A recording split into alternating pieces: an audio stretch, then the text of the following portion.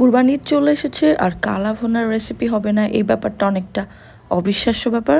তাই অনেকদিন পর হলেও ভাবলাম একটা লং ভিডিও আপলোড করি আপনাদের জন্য। আমার আম্মু কীভাবে ইজি উপায়ে বাসাতে কালা ভুনাটা রেডি করে আর পারফেক্ট একদম টেস্ট লুক সব কিছুই পাবেন। সো ঝটপট রেসিপিটা আপনাদের জন্য শেয়ার করে ফেলতেছি।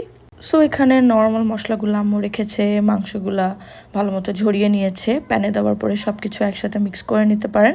যারা রান্না করেন এই স্পাইসগুলো কিন্তু দেখলেই বুঝতে পারবেন যে এখানে কতটুকু কী পরিমাণে দেওয়া আছে।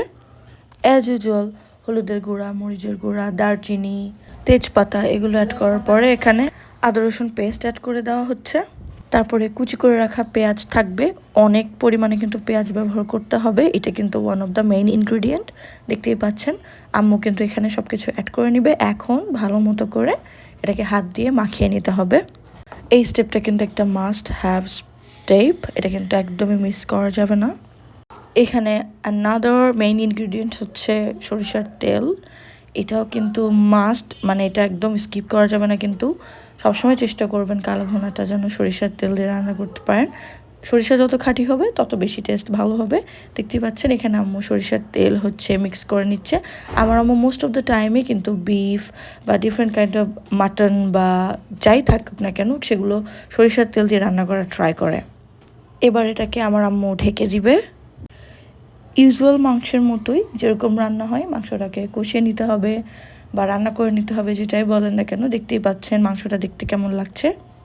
দেন আমার আম্মু যেটা করে, মার্কেটে যেই কালা ভুনার যে মশলাটা থাকে সেটা ইউজ করে। এটা কিন্তু খুব ইজিলি মাংসে হচ্ছে কালার এনে দেয় এবং সাথে সাথে টেস্টটাও এনে দেয়। এটা কিন্তু একটু ঝটফট ওয়ে, এটা কিন্তু পিওর অথেন্টিক ওয়ে না। আমি কিন্তু শুরুতেই বলেছি যে কিভাবে আপনারা ইজি প্রসেসে একদম পারফেক্ট লুক অ্যান্ড টেস্টের কালা ভুনাটা খেতে পারেন। সো দেখতেই পাচ্ছেন মাংস রান্না হয়ে গেলে কিন্তু আবার সরিষার তেলে পেঁয়াজ ভেজে নিতে হবে।